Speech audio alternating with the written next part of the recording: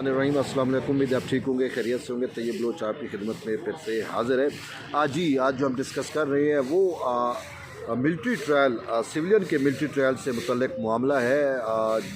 Supreme court के constitutional bench में यानी 7 रुकनी कॉन्स्टिट्यूशनल बेंच था, उसमें सिविलियन के यानी कि सानिया 9 मई के जो इंतशारी हैं, बुलवाई हैं, उनके मिलिट्री ट्रायल से मुतल्लिक मामले पर जो है वो समाअत हुई। वजारत दिफा के वकील ख्वाजा हारिस ने दलाइल जब जारी किए तो उस टाइम जो है उनको अदालत की जानिब से जस्टिस अमीनुद्दीन ख़ान ने कहा कि ख्वाजा साहब आप अपने दलाइल को कुछ मुख्तसर करें और ख़ासकर ये कि कौन से मुकदमात जो हैं वो अदालतों को मुंतकिल हो सकते हैं और कौन से नहीं हो सकते। इन सवालात के जवाब भी आप थोड़ा मुख्तसर रखिएगा। और इस हवाले से जो है वो जस्टिस जमाल ख़ान मंदोखेल ने कहा कि सुप्रीम कोर्ट ने आर्मी एक्ट की सेक्शन 59 की शेक 4 को भी कलअदम करार दिया था, बल्कि ये कहना था ख्वाजा हारिस का, सॉरी। तो ख्वाजा हारिस ने जो है वो ये भी अदालत को बताया कि आर्मी एक्ट की सेक्शन D2 और D1 जो ऑफिशियल सीक्रेट एक्ट की दफ़ात है उनको भी अदालत ने जो है वो जो है कलअदम करार दिया। इस पर जमाल ख़ान ने कहा कि आर्मी एक्ट में कई जराइम का जिक्र जो है वो मौजूद है और इसके साथ साथ वकील ख्वाजा हारिस ने कहा कि जो है वो सिविलियंस का ट्रायल आर्मी एक्ट की सेक्शन 3 के तहत जो है वो होता है। फ़ौजी अदालतों को आइन ने भी तस्लीम किया, ये ख्वाजा हारिस का कहना था। और इस हवाले से जो है उन्होंने दलाइल दिए और दौरान दलाइल जो है वो जस्टिस जमाल ख़ान मंदोखेल ने उनसे पूछा कि क्या सिविलियन का मिलिट्री ट्रायल जो है वो कोर्ट मार्शल कहलाता है। तो इस पर उन्होंने कहा कि जी कोर्ट मार्शल ही कहलाता है। जस्टिस मुशर्रत अली ने कहा कि आर्मी एक्ट में आइन के मुअत्तल करने की क्या सज़ा है। इस पर जो है वो उन्होंने कहा कि आइन के आर्टिकल 6 में आइन को मुअत्तल करने की सज़ा जो है वो मौजूद है और आइन का आर्टिकल 6 हर कानून पर फ़ौक़ियत रखता है, चाहे वो आर्मी एक्ट है, कोई भी कानून है, उस पर ये मुकद्दम हो जाता है। और इस पर जमाल ख़ान साहब ने एक तारीख़ी बात की। उन्होंने कहा अफसोस से कहना पड़ेगा कि हमारी जो जुडिशरी है वो हमेशा मार्शल लॉ की तौसीक़ करती रही है। मार्शल लॉ उस वक्त ही लगता है जब आइन के आर्टिकल 6 को तोड़ा जाता है। और उसके बाद उन्होंने कहा कि आइन के आर्टिकल 6 की ख़िलाफ़ वर्जियाँ की जाती रहीं, आइन के आर्टिकल 6 को तोड़ा जाता रहा। और अफसोस ये है कि हमारी जुडिशरी जिसने आइन का तहफ़्फ़ुज़ करना है वो भी जो है उन आमरों को जो आइन के आर्टिकल 6 को तोड़ते थे उन्हीं को जो है वायलेट करती रही, उनकी तौसीक़ करती रही और उनको जो है वो दवाम बख्शती रही। और इस हवाले से जमाल ख़ान साहब ने कहा कि क्या गैर आइनी इक़दाम पर, बड़ी बात उन्होंने की कि क्या गैर आइनी इक़दाम पर कभी जजेज़ भी आर्टिकल 6 के ज़ुमरे में आए हैं। तो इस पर जस्टिस मोहम्मद अली मज़हर ने कहा कि परवेज़ मुशर्रफ केस में जजेस के नाम भी आए थे, लेकिन संगीन गद्दारी का जब ट्रायल हुआ तो जस्टिस सेठ वकार वाला फ़ैसला, अगर आपको याद हो, उसका जिक्र कर रहे हैं कि जस्टिस सेठ वकार वाला जो फ़ैसला था उसमें परवेज़ मुशर्रफ को आइन के आर्टिकल 6 के तहत जो सज़ा सुनाई गई और फांसी पर लटकाने की जो है वो फ़ैसला दिया गया था। तो उन्होंने कहा कि बाद में ट्रायल में जजेस के नाम जो है वो निकाल दिए गए थे।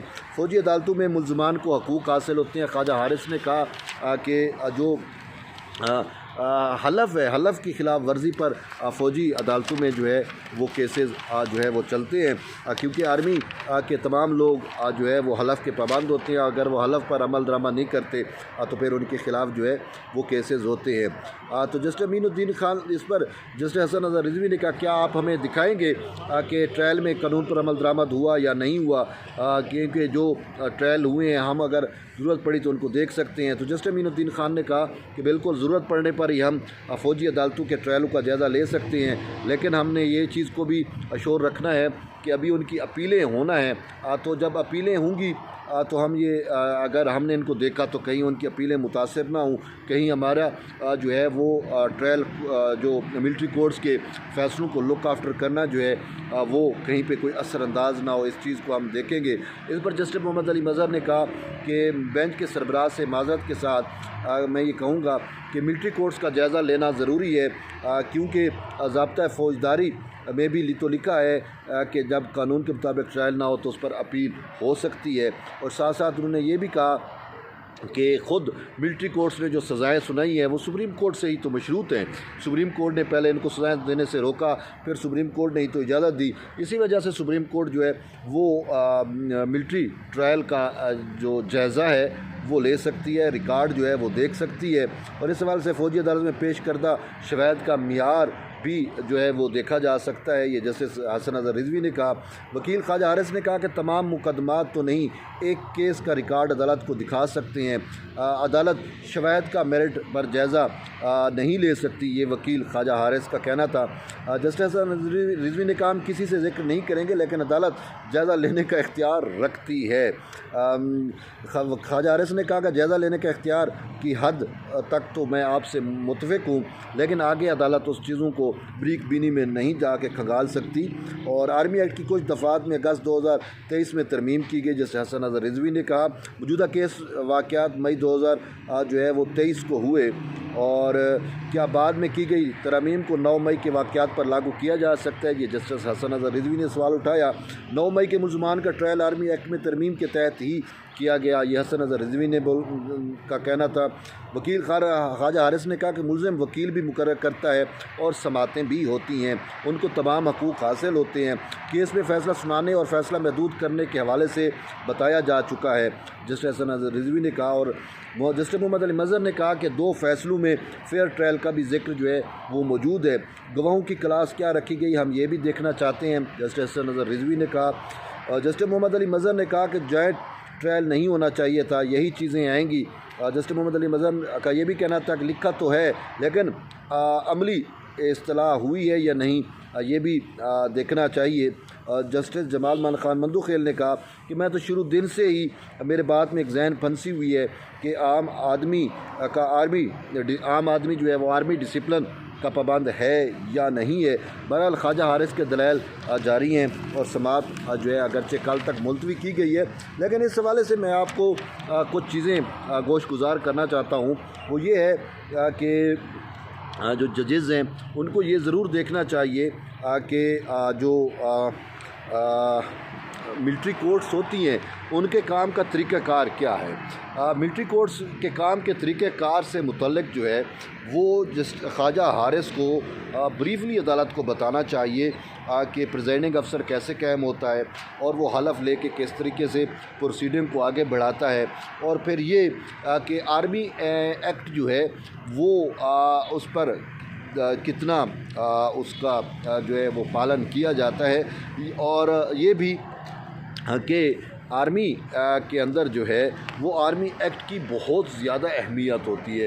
ये जो पिछली समात के जजेस की जानिब से ये सवालात पूछे गए थे कि हमें ये देखना है, हमें ये जानना है कि जो प्रेसिडिंग अफसर होता है कि उसकी काबिलियत क्या होती है। इस हवाले से अगर उनको ये बतलाया जाए कि भाई जो जज हो, जो प्रेसिडिंग अफसर बनता है आर्मी कोर्ट का, उसको जो है वो अपने कानून पे यानी आर्मी एक्ट पे कितना अबूर हासिल होता है कि वो जब उनकी ट्रेनिंग होती है, जब वो पीएमए के अंदर जो है वो तरबियत याफ्ता होती है तो 2 साल उनको ये कानून पढ़ाया जाता है। और फिर उनकी कैप्टन टू मेजर जब प्रमोशन होती है और बहुत सारे, तो ये कानून उनको एक निसाब के तौर पे पढ़ाया भी जाता है और उसकी तरबियत भी दी जाती है। तो ये सारी चीज़ें जो हैं, यानी कि ये नहीं है कि आप ऐसे किसी अफसर को बिठा दें जिसको कानून का नहीं पता होता। आर्मी एक्ट जितने भी अफसरान हैं वो आर्मी एक्ट पे उनका अबूर होता है और उन्हीं को ही जो है प्रेसिडिंग अफसर मुकर्रर किया जाता है और बाकायदा कायदे के तहत ये सारा कुछ चलता है। तो बहरहाल अभी देखते हैं कि सानिया 9 मई के मुलज़मान का ट्रायल किस सिमत जाता है। लेकिन एक चीज़ हकीकत है कि ये जो सेंसिटिव इशू हुआ इतना पाकिस्तान की तारीख़ का, तो इसको जजेस को जहन में रखना चाहिए कि पूरी दुनिया की महज़ब तारीख़ में ऐसा इवेंट, ऐसा वाक़या रूनमा नहीं हुआ। और अगर आज इनको रिलीफ दे दिया गया, इनसे रू रियायत कर दी गई, इनको छोड़ दिया गया, तो कल कलां जो है वो फिर पाकिस्तान की जो बहुत सारी चीज़ों पे और भी अटैक हो सकते हैं और लोगों की फिर हौसला अफजाई होगी। तो बहरहाल मज़ीद हम देखते हैं कि समात चूँकि कल मज़ीद होनी है और देखेंगे कि ये मामला किस सिमत जाता है। उस वक्त तक आप जुड़े रहिए। तैयब बलोच के साथ मिलते हैं एक नई वीडियो, तब तक इजाज़त दें। अल्लाह हाफ़िज़।